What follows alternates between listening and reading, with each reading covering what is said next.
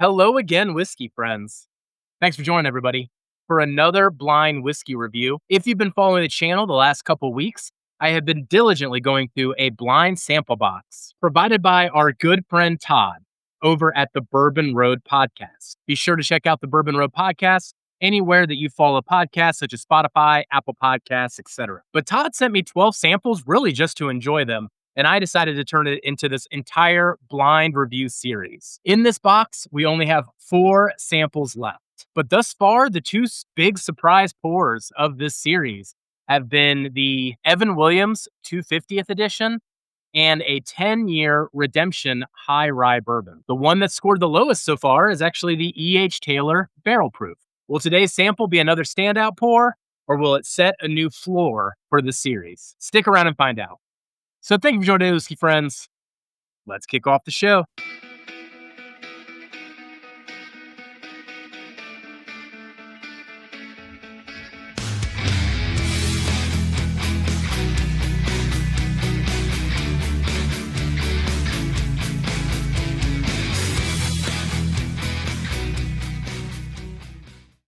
All right. Man, I have really enjoyed putting together this series so far. I really do love the experience of doing the blind reviews. You'd be surprised on how just knowing the label puts flavor notes in your head. Whereas if you get to explore it blind, wash away all those preconceived notions and just get to appreciate the whiskey for what it is. I even put the whiskey in this dark black Glen, so I don't even get the benefit of the color. All right, so let's open up the box here, provided by Top Dog. And we got 4 samples left. Now, one of them is a 1 ouncer. I think I'm going to hold that for the finale. So let's pick among these 3, play a little battleship. Let's do B4. All right. What I'm going to do is I'm going to show you this. I'm going to try to find the label with my fingers, look away. Hopefully the camera does its thing and zooms in for you so that you can see what I'm drinking, even though I am not going to know. So I'm going to look away here, put the sample bottle up, and I'll just turn it slightly so you can see the label. Hopefully that is zooming in for you and giving you a read of what this whiskey is. All right. So now I'm going to take it, cover it up. Let's put it in the Black Glen without really looking at it and with ignoring the color as much as we can too. All right. That is in there. We are sealed up. Oh man, I spilled a little bit on the table. The precious whiskey. That sample bottle is now in my pocket, and I am blind. Now, here on the channel, we do have a robust scoring system behind the scenes comprised of 10 metrics that essentially fit within a flavor score, an experience score, and a value score. Aggregate those metrics together, and you can see the overall score, which allows us to compare it then to other whiskeys and things that we've reviewed. For reference, the E.H. Taylor I mentioned earlier scored an 84, whereas the number 1 scoring whiskey in this box was the 10-year Redemption High Rye Bourbon, which scored an 89. Now, as we go through the nose and the palate, I'll walk you through the scores so you can see what I'm thinking and see these scores accumulate. That'll eventually add up to whatever the final score is here. And then after we're done scoring this too, we'll also do a deep dive and try to learn about this brand together, whatever it is. So cheers, everybody. Let's get into this thing. Man, initial reaction there was a cherry bomb. The cherry just popped out of the glass on that one. Man, lots of oak influence on this one as well. Almost debating even off that first whiff of it, if it's double oaked. It's almost a layer of chocolate and vanilla cream, which, man, that has been like somewhat of a trend on this box. Getting a lot of oak on this too. And it's not like a dark oak or a sweet oak. It's almost like the raw barrel.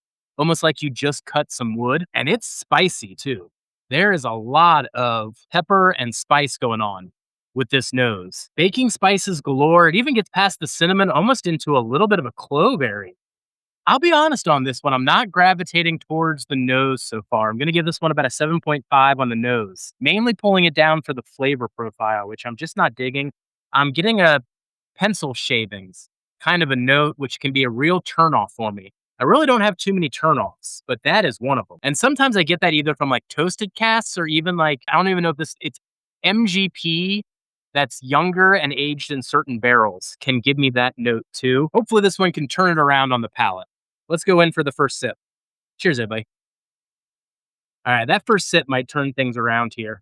This has a really strong mid palate. Gave some nice flavors off initially. Good mouthfeel. Finish is pretty long and spicy, even off that first sip. Let's go in for a second sip and really break this one down. Yeah, this one's making a little bit of a comeback here. Up front, mouthfeel, extremely strong and viscous. That's probably what's helping it play through to a long finish that we'll get into in a moment. Up front really hits you with the cherry, the oak, and the spice, but at the same time, there's this like soothing creaminess to it, almost like a whipped cream, maybe even like a Cool Whip. The transition to the mid palate is where it really shines. Once again, it's got those oak layers. The oak is getting darker and darker as time goes on. Got a lot of pepper and spice yet again, really tingling all parts of the palate. It's got that cherry note. It's even got a little bit of an orange note mixed in with that cream I was talking later, almost like a dreamsicle. And then as we transition into the finish, all of those flavors pretty much carry through with the spice, the oak, and the whipped cream really being the main notes that carry and linger. And the oak and the spiciness really hangs on the back of the palate and the back of the throat for quite a while. So quite the ride there. Even going back to the nose, though, I don't dig the nose on this one. The pencil shavings have subsided a little bit, but I'll keep the scores where they are there. And in the end, this one scores an 87 out of 100. Much stronger score than I was expecting, especially off that slow start. In the end, this is one of those whiskeys that scored so high more for its technical elements than some of its flavor profile for me. All right, well, let's see what we were drinking here. Let's get into the reveal. That's struggling to zoom in. Hopefully that was zooming in for you earlier. There we go. Knob Creek. Really? The Blenders Edition. Man, that's a pretty strong score for Knob Creek Blenders Edition there. I know Kelsey was a big fan of this one too. I can't remember if I have this bottle. I don't know if I recorded notes on this in my spreadsheet prior. I feel like I gave it an 86 in our spreadsheet. Yeah, I'm looking at the spreadsheet here. I did have it in an 86 before. So squeaked out an extra point in the blind tasting. All right. So just so everyone can see it here, this is the Knob Creek Blenders Edition right here. This is the bottle. Very good value on this one.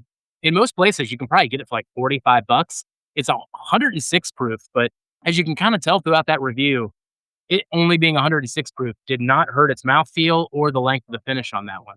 Enjoyed it quite a bit. This launched back in March of 2026 and also carries with it like a minimum of a 10-year age statement in this blend. Now, it was said that the barrels that went into this blend were chosen for its sweeter profile. And I was getting that good blend of both that sweetness and the spice throughout the experience. But when I think about that cherry and that vanilla cream, that's probably what I'm inferring then from them trying to select these sweeter profiles on a Knob Creek. Now, from what I can find, the mash bill itself wasn't officially disclosed by Beam.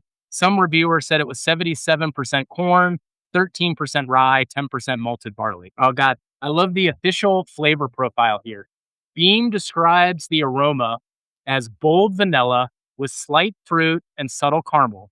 The palate emphasizes confectionery sweetness, vanilla bean, and a full mouthfeel. The finish is described as velvety with a soft vanilla and seasoned oak. Yeah, so pretty impressive here.